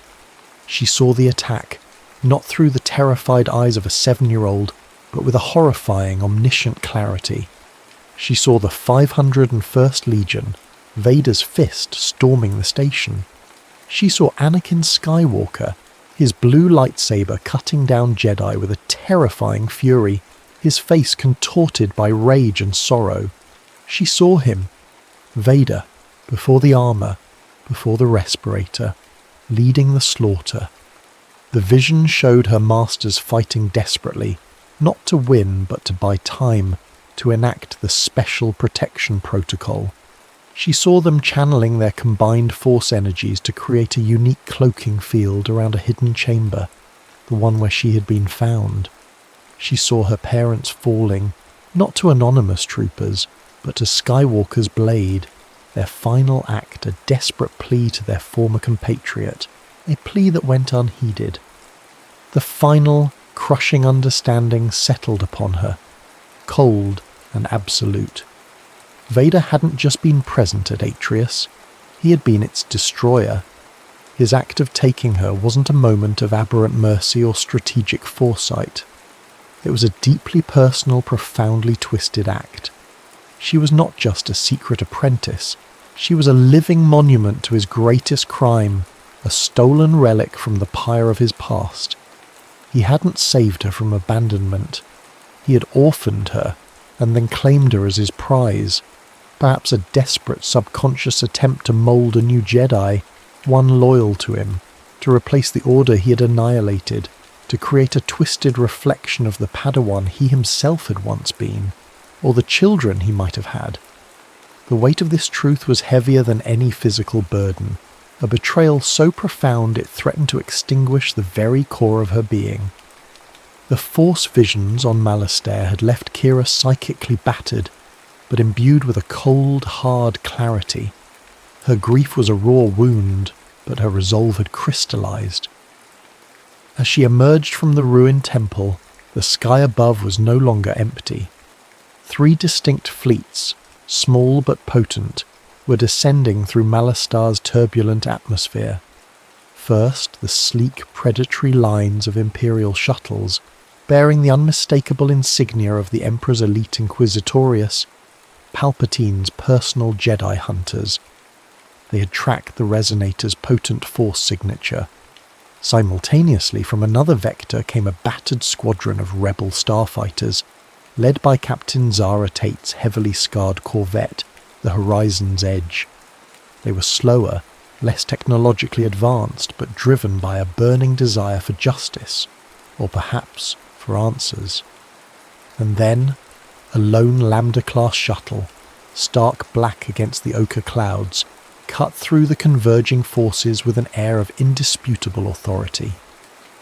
Vader had arrived. The desolate plains around the Jedi Temple became a chaotic battlefield. Imperial Inquisitors, their red sabers hissing, engaged the outgunned but ferociously determined rebels. Blaster fire crisscrossed the ancient ruins. Kira, caught in the maelstrom, became a whirlwind of destructive grace. She moved with a fluidity that was neither wholly Jedi nor Sith. Her lightsaber, its crystal now resonating with her own complex fractured identity, a turbulent blend of violet and crimson, a blur. She deflected blaster bolts with contemptuous ease, disabled Imperial walkers with precisely targeted force pushes, and disarmed Inquisitors with techniques that combined elegant parries with brutal, unexpected counterattacks. She fought not for a side but for her own survival, her every move a testament to Vader's paradoxical training. Then, through the smoke and chaos he strode, Darth Vader, a figure of implacable doom. He ignored the skirmishes, his focus solely on Kira and the Resonator she now held defensively. He cut down an overzealous Inquisitor who dared to block his path with a casual sweep of his crimson blade. They stood face to face amidst the ruins of a fallen order, master and apprentice, betrayer and betrayed. The air crackled with their combined force energies. "The Resonator, Kira," Vader's vocoder rasped, the use of her true name a stark acknowledgement of the unveiled past. "And you, both will come with me." "Why?" Kira's voice was raw, amplified by the Force cutting through the din of battle. "Why did you take me? After what you did, to my parents, to Atreus?" She demanded the complete truth, no more lies, no more manipulations. The battle raged around them, a mere backdrop to this far more significant confrontation. Vader stood immobile for a long moment, the sounds of the battle fading into a dull roar as the universe seemed to contract around them. The wind whipped Kira's dark hair across her face, but her gaze never left the impassive black mask of her master, her tormentor. "They were Jedi," Vader finally stated, his voice a low rumble that seemed to vibrate through the very stones of the ruined temple. "They, like all Jedi, were a threat to the stability I sought to bring the galaxy. They were an obstacle. The words were cold, pragmatic, the justification of a tyrant. "And me?" Kira pressed, her voice trembling with suppressed rage and grief. "Was I just salvage? A tool to be reforged?" "Initially," Vader admitted, a surprising, almost imperceptible shift in his posture suggesting the weight of his confession. "You were an experiment, a potential, but you became more. Your power, your unique affinity for both sides of the Force. I saw in you the potential to achieve what I alone could not." He paused, and the next words hung heavy in the air. "The Emperor is a disease. He has corrupted the galaxy, twisted the very fabric of the Force to his will. My original intention, Kira, was to train you, to hone your unparalleled abilities so that together we could overthrow him. You were to be my ultimate weapon, my partner in forging a new order, a true order." As if summoned by his treasonous words, a new chilling presence descended upon Malastare. The fighting momentarily faltered as a Theta-class shuttle, flanked by elite sovereign protectors in their crimson robes, landed with ominous grace some distance away. Emperor Palpatine, a small withered figure radiating immense dark side power, emerged, his yellow eyes fixed on Vader and Kira. Simultaneously, Vader revealed another truth, his voice urgent. "The Void Resonator. Its function is not solely negation, as the rebels believe. That is merely its default, cruder application. Its ancient creators designed it with a dual purpose. It can also amplify Force connections, create a resonance that can bind, strengthen, even heal the rifts within the Force or within an individual. It is a key, Kira, to unlocking potentials far beyond what either Jedi or Sith have ever dreamed." The choice was laid bare, stark and immediate. Help Vader, her parents' murderer, in his bid to usurp his own master, a tyrant for a tyrant, but perhaps with a sliver of a chance for a different galaxy under their combined unique power. Join the rebels, who now looked at her with suspicion and betrayal, but whose ideals still resonated with a faint, pure note within her. Or forge her own path, a terrifying, unknown wilderness. Palpatine glided towards them, a malevolent smile playing on his lips. "Lord Vader, so loyal, and this is the anomaly you sought to hide? How disappointing, and yet how intriguing." His gaze fell upon the resonator in Kira's hand. "A fascinating toy, and a powerful apprentice. Both will serve me well." The Emperor's arrival forced the decision. There was no more time. The air on Malastare thickened, charged with an almost unbearable concentration of the Force. Palpatine raised a withered hand, and arcs of visceral purple lightning erupted, not aimed at Vader, but at Kira. "She is mine now, my Lord Vader. You have outlived your usefulness in her development." Vader reacted instantly, his crimson blade igniting to intercept the deadly torrent, the clash of energies sending shockwaves across the ruined plaza. "She is not yours to command, Master," he roared, the vocoder cracking under the strain, revealing a raw human anger beneath. It was a maelstrom of power. Palpatine, a vortex of pure dark side malevolence, unleashed the full fury of his Sith sorcery. Vader, a bulwark of disciplined rage and immense strength, met him head-on, their duel a cataclysmic display that tore chunks from the ancient temple stones. The remaining Inquisitors and rebels paused their own fighting, awestruck and terrified by the battle of titans.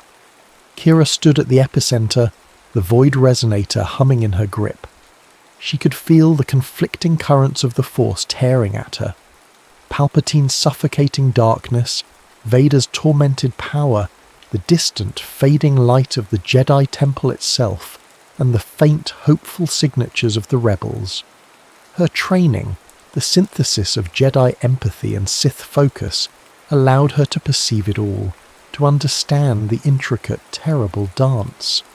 Then, an idea, born not of strategy or doctrine, but of pure, desperate instinct, bloomed in her mind. The resonator. Not as a weapon to sever, nor as a simple amplifier for one individual, but as something more. Closing her eyes, she reached out, not with anger or fear, but with a profound, aching connection to everything around her. She poured her own unique force signature into the resonator, the light she had nurtured in secret, the darkness she'd been forced to embrace, the balance she had unknowingly achieved. Instead of choosing a side, she chose all sides, the totality of the force itself. The resonator pulsed, not with destructive energy, but with an incandescent, multi-hued light. It didn't sever Palpatine's connection, nor did it overtly amplify Vader's. Instead, it resonated with the ambient force, with the life energy of Malastar, with the conflicted hearts of every being present. It created a field, a vast harmonic wave that didn't attack, but enveloped. The effect was staggering. Palpatine's lightning sputtered and died, his connection to the unbridled hatred that fueled it momentarily dampened, replaced by an echo of the pain and suffering he had inflicted across the galaxy. Vader faltered, his assault losing its edge as the resonator's wave washed over him, bringing not weakness, but a flicker of the agonizing conflict that defined his existence. The good man buried deep beneath the armor. The fighting across the plaza ceased, troopers and rebels alike lowering their weapons, disoriented by the sudden, overwhelming wave of shared experience, a fleeting glimpse of the interconnectedness of all things. Kira didn't attack, she revealed. She turned the weapon into a shield, a mirror reflecting the true nature of the Force, forcing a momentary stunned peace. In that fragile moment of equilibrium, a stray piece of debris, dislodged by the earlier duel, crashed down. Vader, distracted by the resonator's wave, moved too slowly. The heavy stone struck his shoulder and chest plate with immense force. His armor, already stressed, buckled and cracked, diagnostic system screaming. He stumbled, falling to one knee, and a section of his helmet fractured, revealing a glimpse of pale, scarred flesh and a single, haunted eye. The man beneath the monster, vulnerable and exposed. Palpatine, recovering his senses, snarled in frustration, the unexpected power of the resonator in Kira's hands clearly unsettling him. The unnatural quiet on Malastar was heavy, broken only by the whistle of the wind through the ruins and the crackle of Vader's damaged systems. Palpatine, his face a mask of controlled fury, regarded Kira with a new, dangerous level of interest. The raw power he had sensed was one thing. This ability to manipulate the Force in such an unorthodox, almost transcendent way, using an artifact he himself had coveted, was another entirely. "You are more than I envisioned," Palpatine conceded, his voice a venomous whisper. He glanced at the kneeling, visibly damaged Vader, then back to Kira, who still held the softly glowing resonator. "This changes little. The galaxy will still bend to my will. But know this, child, you have made a powerful enemy and a most intriguing specimen." With a final lingering glare, the Emperor turned, his sovereign protectors closing rank. He would not risk a direct confrontation now, not when the girl's abilities were so unpredictable, and Vader was clearly compromised. He would retreat, reassess, and plot. His departure was as ominous as his arrival. The rebels, led by a stunned Captain Tate and a recovering Davin, who watched Kira with a complex mix of awe, fear, and something unreadable, slowly approached. They had witnessed her power, the way she'd halted the galaxy's two most terrifying figures. They retrieved the void resonator, which Kira relinquished without a word, its light dimming as it left her touch. There were no accusations now, only a profound uncertainty. What are you?" Tate finally asked, the fight gone from her voice. Kira had no easy answer. "Someone who is tired of choices made by others." Davin stepped forward. You saved us, all of us, despite everything." He gestured to the resonator. "Its secrets are clearly deeper than we knew. We will guard it." He paused. "You're free to go, Kira. We won't stop you." It was an act of faith, perhaps of gratitude, or simply a recognition that they could not hold her if they tried. As Kira turned to leave, Vader struggled to his feet, one hand pressed to his damaged chest plate. The exposed section of his face was stark, revealing the pain and weariness of the man within the machine. Kira, his voice through the damaged vocoder, was more human, more gravelly than she had ever heard it. "Your power, it is beyond anything I imagined, beyond Jedi, beyond Sith. You are truly free. Choose your own path." It was not a command nor a plea, but a statement of fact, a final grudging acknowledgement of her autonomy, perhaps the closest he could come to an apology or to letting go. He then turned and with a slow, deliberate effort, limped towards his own shuttle, a diminished but still formidable figure disappearing into the dust and shadows. Kira watched them all depart, Emperor, rebels, Vader, until she stood alone amidst the silent, windswept ruins of Malastare. Free. The word echoed in the vast emptiness around her and within her. But free to do what?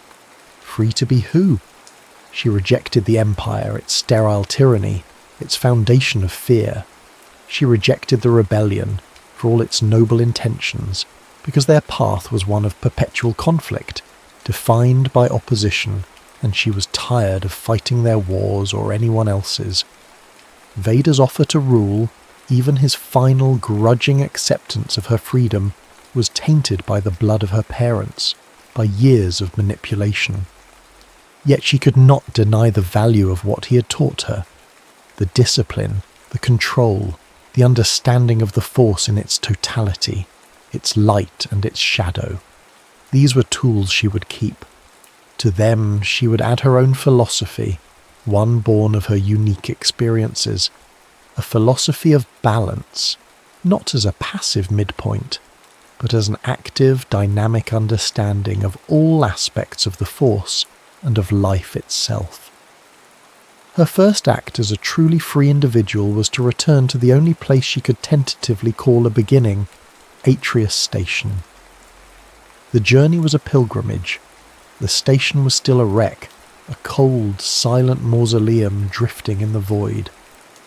But now, armed with the truth, she walked its ghostly corridors not as a frightened child, but as a survivor, a daughter paying her respects. She found the hidden chamber where she'd been sheltered, the place where her masters had made their last stand. There she meditated, not to draw power, but to listen, to honour their sacrifice, to grieve for the parents she had never truly known. And in the silence of that ruined sanctuary, an idea began to form. She was not the only one. The galaxy was vast. There had to be others like her. Force sensitives who didn't fit the rigid moulds of Jedi or Sith, individuals lost, hidden, or hunted. Perhaps she could find them. Perhaps they could forge a new way, a third path, operating in the spaces between the great powers, a network dedicated not to galactic conquest or rebellion, but to understanding, to protection, to preserving the balance she now believed was essential. Atreus Station, once a symbol of her loss, became the birthplace of a new purpose. 6 months passed. Kira moved through the galaxy like a whisper, her Force signature carefully veiled, her presence a rumour in the hidden corners of the Outer Rim and the forgotten nebulae of wild space. She sought out others touched by the Force, individuals who had fallen through the cracks, a former Jedi Padawan who had fled the Purge and now lived as a humble farmer, a lone mystic on a forgotten moon who communed with the Force through ancient rituals, even a disillusioned Imperial operative who had discovered a latent sensitivity and feared retribution. She didn't offer them doctrine or demand allegiance. She offered understanding, a safe space to explore their abilities without judgment, and the beginnings of her own evolving philosophy. Her nascent network was small, clandestine, its members scattered, communicating through encrypted channels and shared meditative trances.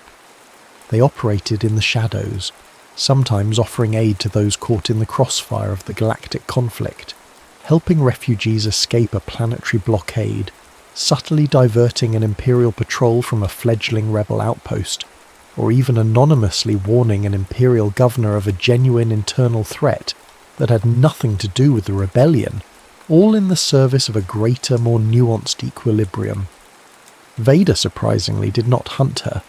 Occasionally a coded message would reach her through untraceable channels, a piece of obscure information, a cryptic warning, a philosophical query. Their complex, deeply scarred relationship continued, not as master and apprentice, but as two independent, powerful beings bound by a shared, traumatic past, now circling each other at a wary distance. He seemed to be observing her new path with a mixture of frustration and a strange, detached curiosity. But new shadows were stirring. Palpatine had not forgotten the girl who had defied him. Reports began to filter through Kira's network of increased Imperial Inquisitor activity, not just hunting Jedi remnants, but searching for unregistered Force sensitives, for anomalous talents. The Emperor was casting a wider net, and Kira knew her burgeoning organization, her Solaris, as she was beginning to call them, would inevitably become a primary target. The game was far from over. It had merely entered a new, more subtle phase. One of Vader's cryptic messages led Kira to a bleak Imperial research facility on the volcanic world of Sullust.